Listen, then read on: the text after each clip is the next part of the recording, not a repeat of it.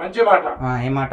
ఇప్పుడు మనము భారీగా వర్షాలు వచ్చి విపరీతంగా వరదలు వచ్చి డ్యాములు తెగిపోయే రకంగా కట్టలు కొట్టుకుని పోయే విధంగా వర్షం వస్తాయి అని అంచనా ఉన్నప్పుడు మనం తీసుకోవాల్సిన ప్రభుత్వం ప్రజల ప్రాణాలకు నష్టం జరగకుండా ప్రభుత్వం తీసుకోవాల్సిన చర్యలు ఏ ఉంటాయో అలాంటి చర్యలనే జగన్మోహన్ రెడ్డి గారి విషయంలో కూడా జాగ్రత్త తీసుకోవాలి.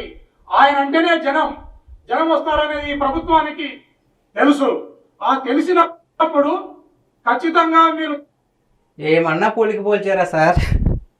ఈయనేమంటున్నారంటే భారీగా వర్షాలు వచ్చినప్పుడు డ్యామ్లు నిండిపోతే మొత్తం అంతా కొట్టుకెళ్ళిపోద్ది కదా, అలాంటి పరిస్థితుల్లో ప్రభుత్వం ఎలాంటి చర్యలు తీసుకుంటుందో ప్రజల పట్ల, అలాగే జగన్మోహన్ రెడ్డి గారు పర్యటన చేస్తున్నప్పుడు కూడా అలాంటి చర్యలే తీసుకోవాలంటున్నారు. ఇండైరెక్ట్గా ఈయన ఏమంటున్నారంటే అసలు అలాంటి ప్రకృతి వైపరీత్యాలు వచ్చినప్పుడు ఏం చేస్తాం?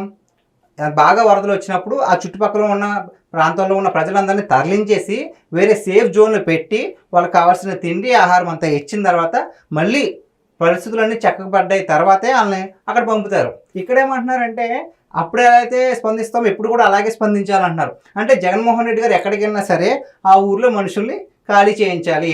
ఆయన తెలుసన్నారో తెలియకన్నారో తెలియదు, కానీ నిజంగా మంచి మాట అన్నారు. ఏమో ఆయన ఊర్లో అప్పుడు వెళ్తుంటే ఏమేమి జరుగుతాయి, ఎవరెవరు చనిపోతారో కూడా భయం వేస్తుంది.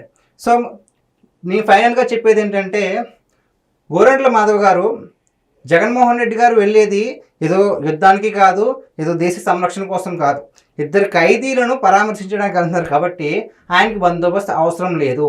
ఇచ్చారు ఒక 10 మందిని, 3 వెహికల్స్ని మాత్రమే పర్మిషన్ ఇచ్చారు. కాబట్టి వాటితో వెళ్తే చాలు. అంతేగాని దీనికి కూడా మీరు రాజకీయంగా మాట్లాడతామంటే అది వర్కౌట్ అవ్వదు సార్. సో మీ హుందాకరమైన రాజకీయాలు చేస్తారని ఇలాంటి దిగజారుడు మాటలు మాట్లాడుతూనే నేను విన్నపం అయితే వినిపించుకుంటున్నాను.